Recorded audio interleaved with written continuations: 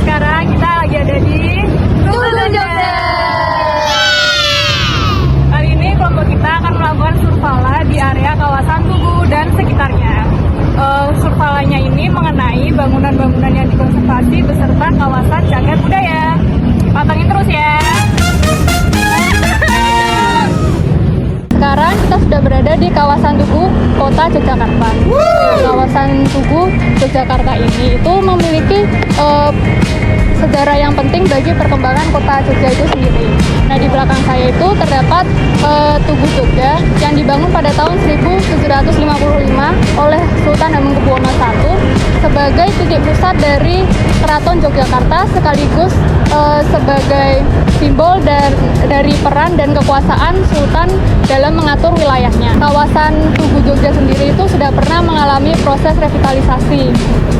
Proses revitalisasinya itu adalah dengan proses ducting dari kabel di sepanjang jalur ini.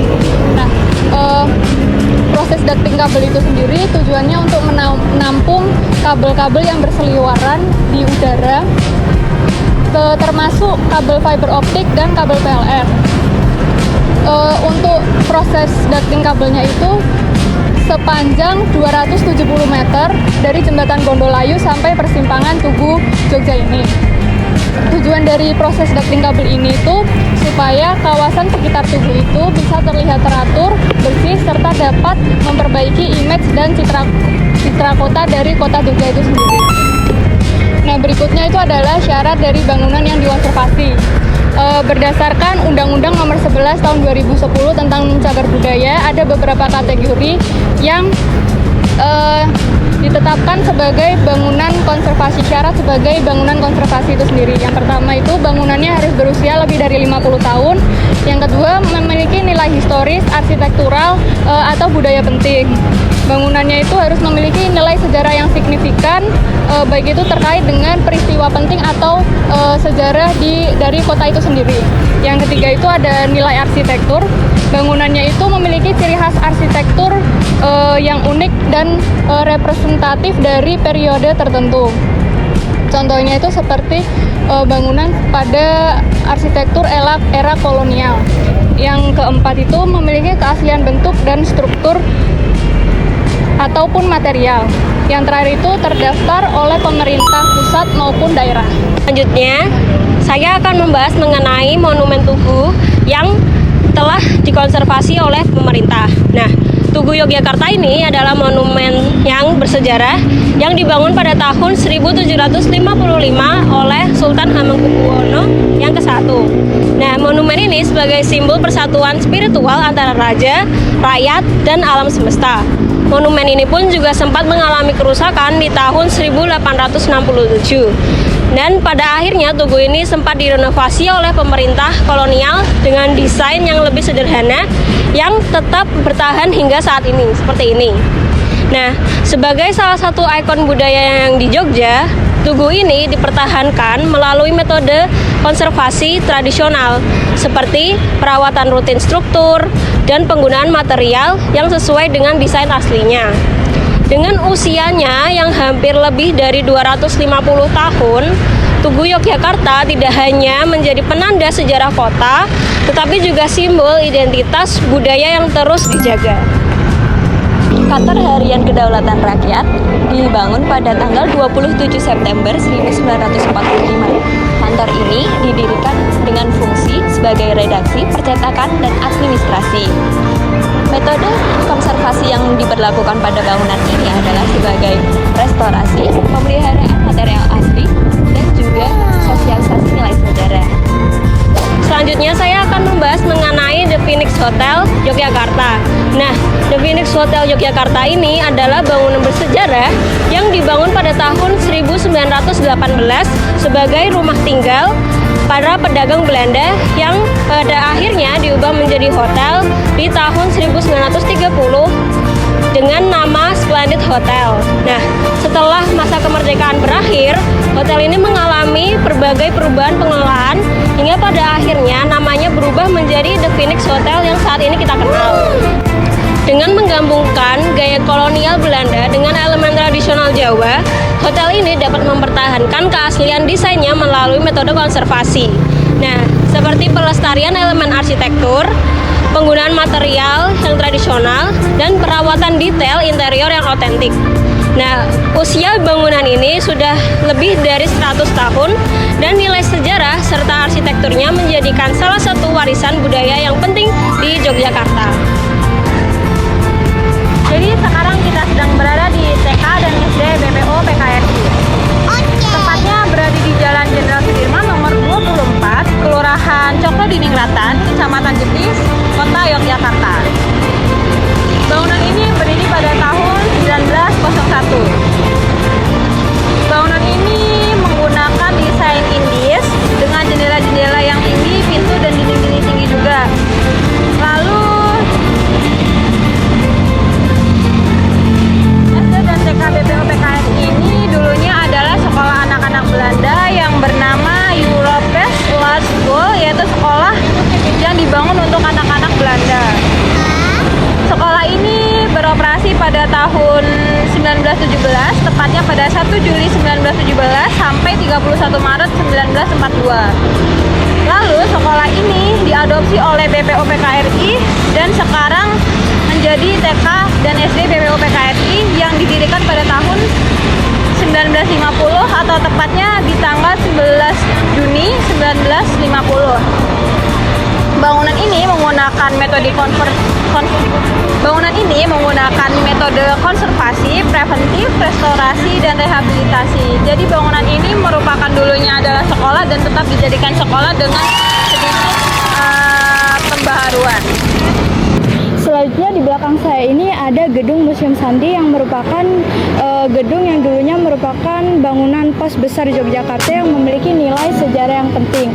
Nah, untuk metode konservasi yang dilakukan pada gedung Museum Sandi ini menggunakan metode yang pertama adalah rehabilitasi dan metode adaptif reuse. Yang pertama adalah metode rehabilitasi pada Museum Sandi, yaitu dengan cara memperbaiki elemen-elemen yang rusak dan memperbaiki elemen-elemen yang rusak dan memperbaikinya kembali.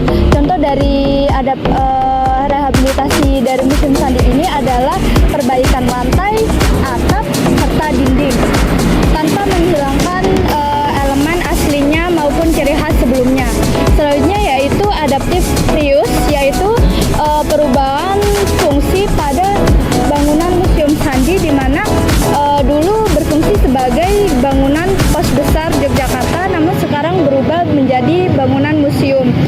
Berubah fungsi dari segi interior, penataan ruang berubah untuk menyesuaikan penggunaan fungsi dari kebutuhan pameran. Adapun koleksi dari Museum Sandi sendiri itu ada dokumen, ada alat komunikasi serta digitalisasi dokumen. Namun Museum Sandi ini walaupun gedung yang sudah dikonservasi namun tetap mengikuti modernisasi, contohnya yaitu menambahkan elemen-elemen modern pada kebutuhan pameran.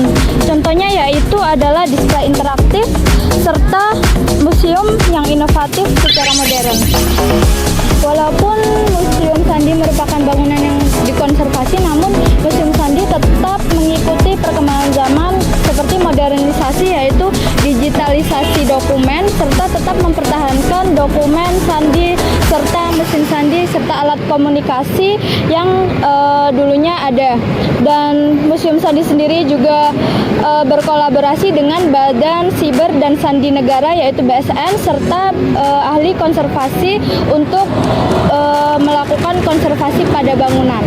Selanjutnya di belakang saya ini adalah Masjid Syuhada, yaitu masjid yang memiliki nilai historis yang tinggi di mana dibangun untuk menghormati pejuang bangsa pada masa itu.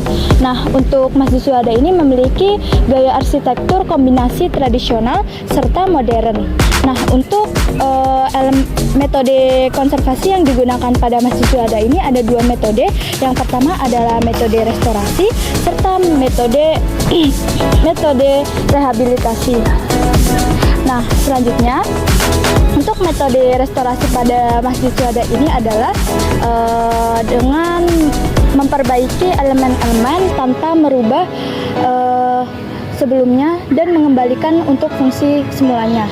Nah, contoh dari metode restorasi ini adalah perbaikan pada menara, kubah, dan lantai pada masjid serta tata ruang. Jadi dari menara serta kubah serta penggunaan fungsi dari masjid ini tuh tidak berubah dan tetap dipertahankan. Adapun metode rehabilitasi pada Masjid Syuhada sendiri itu adalah mengadaptasi bangunan agar tetap sesuai dengan fungsinya. Nah, rehabilitasi dari Masjid Syuhada sendiri itu apa sih? Yaitu rehabilitasi dari Masjid Syuhada itu yaitu penambahan kayak ventilasi, fasilitas modern lainnya serta mempertahankan estetika dari Masjid Syuhada. Adapun untuk maintenance dari Masjid Syuhada ini dilakukan secara berkala seperti perawatan dinding batu, perawatan kubah dan lain sebagainya untuk tetap mempertahankan karakteristik dan nilai histori pada Masjid Syuhada. Buat tunjukin rumah sudah jadi dan siap ini. Jadi guys, sekarang kita berada di rumah Phoenix. Lokasinya ada di Jalan Diponegoro nomor 18, Kelurahan Cokto Diningratan, Kecamatan Jetis, Kota Yogyakarta. Rumah ini berdiri pada tahun 1918 dan dimiliki oleh Bapak Lim Jun Huat pada pertama kali. Lalu saat ini rumah ini dimiliki oleh Nyonya Berni Mulyawati, istri dari Bapak Paulus Wikanto Sulaiman. Rumah ini memiliki gaya arsitektur Inggris dengan corak Art Deco yang populer pada abad ke-20. Rumah ini menggunakan metode konservasi preventif dan rehabilitasi. Jadi rumah ini tetap berdiri selayaknya rumah dengan sedikit perbaikan-perbaikan untuk tetap mendirikan bangunan yang Dari kegiatan yang telah kami lakukan, dapat saya simpulkan bahwa kawasan Yogyakarta merupakan kawasan yang telah melakukan konservasi, terutama di kawasan Tugu Jogja dan sekitarnya. Bangunan-bangunan yang telah dilakukan konservasi dan termasuk bangunan cagar budaya adalah yang pertama ada Masjid Syuhada, Museum Sandi, SD BOPKRI Gondolayu, Rumah Phoenix, Hotel Phoenix, Monumen Tugu, dan Kantor Harian Kedaulatan Rakyat. Bangunan-bangunan tersebut telah dilakukan konservasi dan dikategorikan sebagai bangunan konservasi berdasarkan Undang-Undang Nomor 11 Tahun 2010.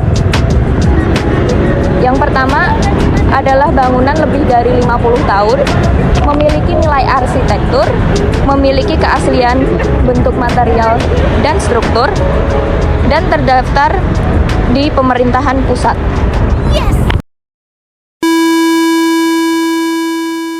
Oke guys, singkat saja dari video kita.